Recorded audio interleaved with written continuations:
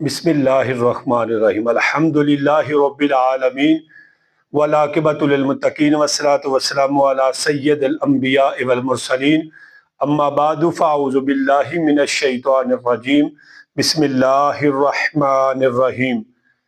میرے دوست بزرگو، اللہ رب العزت نے قرآن پاک دے اندر ارشاد فرمایا ہے کہ اگر تانوں علم نہیں تے تسی علم والے بندیاں نوں پوچھ لو، کیونکہ شریعت دا مسئلہ پوچھن دے وچ ذرا برابر بھی شرم نہیں کرنی چاہیے۔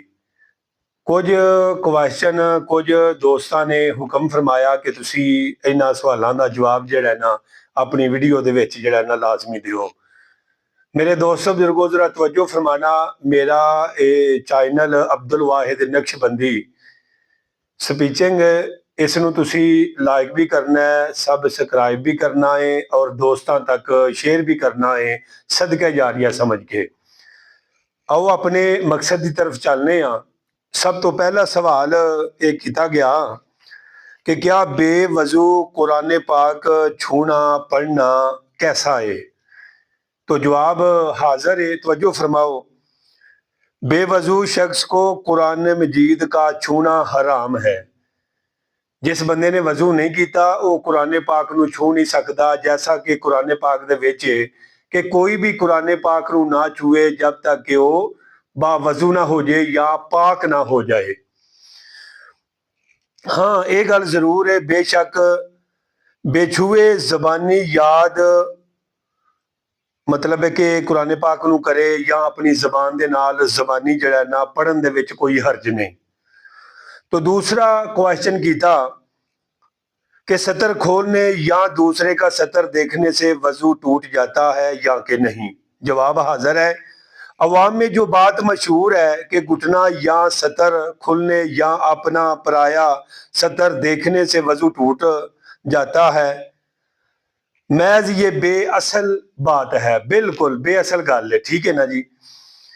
ہاں، وضو کے آداب سے ہے کہ ناف سے زانوں کے نیچے تک سب سطر چھپا ہوا، بلکہ استنجے کے بعد فوراً ہی چھپا لینا چاہیے کہ بغیر ضرورت سطر کھلا رہنا منع ہے اور دوسروں کے سامنے سطر کھولنا حرام ہے۔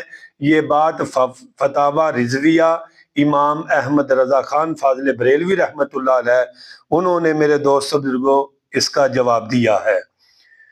تو تیسرے سوال کی طرف چلتے ہیں۔ ایک بھائی نے سوال کیا کہ قرآن پاک کے اوپر غلاف چڑھانا کیا جائز ہے کہ ناجائز ہے؟ دیکھیں بھائی، قرآن پاک کے اوپر کپڑے کا غلاف چڑھانا جو ہے نا بہتر ہی نہیں ہے بلکہ اعلیٰ ہے، اس سے بھی زیادہ بہترین ہے۔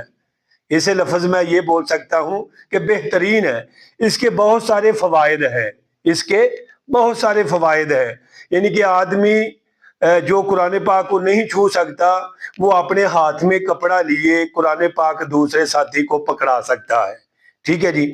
آگے ایک سوال اور کیا ہے، توجہ کے ساتھ بات کو سماعت فرمائیے گا کہ نماز سے پہلے کیا زبان سے نیت کرنا درست ہے؟ دیکھیں بھائی، نیت دل کے پختہ ارادے کا نام ہے۔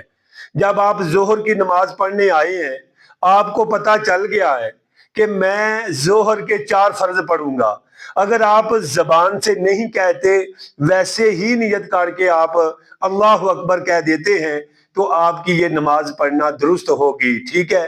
اگر بہتر اور اعلیٰ یہی ہے کہ آپ زبان سے دہرا لیں تو زیادہ بہتر ہے، ٹھیک ہے۔ اگر کوئی نہیں دہراتا تو ہم یہ فتویٰ نہیں دے سکتے کہ اس کی نماز ہوئی نہیں ہے، ٹھیک ہے نا۔ آگے ایک اور بھائی نے سوال کیا ہے کہ قیام کے بعد سب سے پہلے ہاتھ زمین پر لگانے چاہیے یا کہ نہیں؟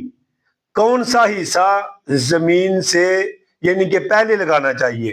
یعنی کہ قیام سمیع اللہ لمن حمیدہ، جب آدمی پڑھتا ہے تو آگے اللہ اکبر کہہ کے سجدے میں جاتا ہے، تو بھائی پوچھ رہے ہیں کہ ہاتھ پہلے لگانا ضروری ہے کہ یہاں کوئی اور چیز؟ دیکھیں بھائی، زمین کے پاس جو زیادہ حصہ ہے، دیکھو نا، زمین کے نزدیک جو زیادہ حصہ ہے وہ ہیں گھٹنے، یعنی کہ جنہوں نے اسی گوڈے کہنے ہیں، ٹھیک ہے۔ گوڈے جڑا نہ لگانا بہتر ہے، ٹھیک ہے نا جی۔ تو یہ سنت عمل ہے، اگر کوئی ادا کرے گا تو اس کی نماز میں اس کو سنت کا ثواب ہوگا. اگر کوئی چھوڑ دیتا ہے، بزرگ ہے، اس کے گوڈے وغیرہ یا گھٹنے وغیرہ درد کرتے ہیں، تو اگر وہ ہاتھ لگا لیتا ہے تو کوئی اتنا بڑا جو ہے نا مسئلہ نہیں ہے کہ نماز پہ اثر نہیں پڑے گا. ٹھیک ہے نا.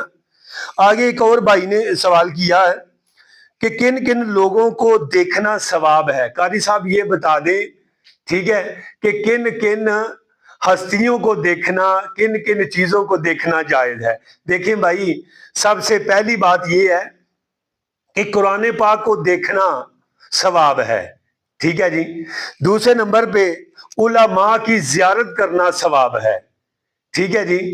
فرمایا تیسرے نمبر پہ والدین کی طرف دیکھنا ثواب ہے، جیسا کہ آقا علیہ الصلوۃ والسلام نے ارشاد فرمایا جو اپنے والدین کے صبح ہوتے ہی اپنے والدین کے چہرے کی طرف دیکھتا ہے اس کو کامل مقبول حج اور عمرے کا ثواب عطا کیا جاتا ہے. سبحان اللہ، کیا بات ہے. تو آگے فرمایا کہ خانہ کعبہ کی، یعنی کہ خانہ کعبہ کو دیکھنا بھی ثواب ہے. ٹھیک ہے نا. اور بھی چیزیں ہو سکتی ہیں، لیکن جتنا میرے پاس علم ہے میں آپ کو اسی حساب سے آپ کو بتا رہا ہوں. ٹھیک ہے نا. تو دوستو، ایک اور ساتھی نے سوال کیا ہے کہ کیا قرآن پاک کا جب ہم ورقہ پکڑتے ہیں تو بعض لوگ یہ اپنی انگل جو ہے نا اپنی زبان کے اوپر لگاتے ہیں. ٹھیک ہے. تو کیا ایسا کرنا جائز ہے؟ دیکھیں بھائی، یہ بات نامناسب ہے. اگر کوئی ایسے کر لیتا ہے تو اتنا بڑا یعنی کہ وہ گناہ میں ملوث نہیں ہوگا. ٹھیک ہے نا.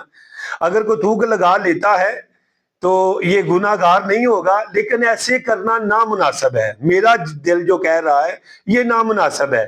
ویسے ہی ورقہ آگے بدل لینا چاہیے. ٹھیک ہے جی. آگے ایک اور بھائی نے اپنا سوال کیا ہے کہ کیا جنبی اور حائضہ کو درود شریف اور دعائیں پڑھنا اور اذان کا جواب دینا کیسا ہے؟ دیکھیں بھائی، درود شریف اور دعاؤں کے پڑھنے میں انہیں حرج نہیں، مگر بہتر یہ ہے کہ وضو یا کلی کر کے پڑھے. ان کو اذان کا جواب دینا بھی جائز ہے. ان کو اذان کا جواب دینا بھی جائز ہے. لیکن دیکھو نا، بہتر اور افضل یہی ہے کہ انسان وضو کر لے یا کلی کر لے. اگر کلی کر لے گا، وضو کر لے گا تو زیادہ جو ہے نا مطلب ہے کہ بہتر ہوگا، اعلیٰ ہوگا. تو میرے بھائیوں، آگے ایک اور بھائی نے کوشچن کیا ہے کہ کیا جنبی جس پر غسل واجب ہو، حائضہ اور بے وضو شخص کے لیے قرآن کے ترجمے کو چھونے اور پڑھنے کا کیا حکم ہے؟ توجہ کیجئے گا. قرآن کا ترجمہ فارسی یا اردو یا کسی اور زبان میں ہو، اس کے بھی چھونے اور پڑھنے میں قرآن مجید ہی کا سا حکم ہوگا. ٹھیک ہے بھائی، آپ سمجھ گئے ہوں گے. یہ جو میں نے بھائیوں نے مجھے کہا کہ ان سوالوں کا آپ نے جواب وغیرہ دینا ہے. تو ایک اور سوال بھائی نے کیا ہے، توجہ کے ساتھ اس سوال کو سماعت فرمائیے گا. کیا استحاضہ کی حالت میں بھی نماز روزہ معاف ہے اور عورت سے صحبت حرام ہے؟ جواب: استحاضہ میں نہ نماز معاف ہے، نہ روزہ، نہ ایسی عورت سے صحبت حرام ہے. تو میرے دوست بزرگوں، ان سوالوں پر جواب پر اگر ہم عمل کریں گے تو ہماری دنیا اور آخرت اللہ بہتر فرما دے گا. تو دوستو، اگر شریعت پر دیکھو نا، ہم یہ چاہتے ہیں، جو میں نے زیادہ اکاؤنٹ بات کی ہے، آخر پروگراموں پہ ہم جاتے ہیں، خطاب وغیرہ بھی کرتے ہیں، جو ہمارے پاس علم ہے. ٹھیک ہے جی. تو لوگوں کا ہم جب دل پڑھتے ہیں یا ان کا چہرہ، ان کا طریقہ کار دیکھتے ہیں نا، ان کی مرضی ہی یہ ہوتی ہے کہ ہماری طبیعت کے مطابق بیان کیا جائے، جبکہ آپ کی طبیعت کے مطابق نہیں، محمد مصطفیٰ صلی اللہ علیہ وآلہ وسلم کی شریعت کے مطابق سوال کا جواب دینا ہوگا. تو میرے دوستو، اللہ پاک ان کو اور ہم سب کو اس شریعت پر عمل کرنے کی توفیق عطا فرمائے. السلام علیکم ورحمۃ اللہ وبرکاتہ و مغفرتہ.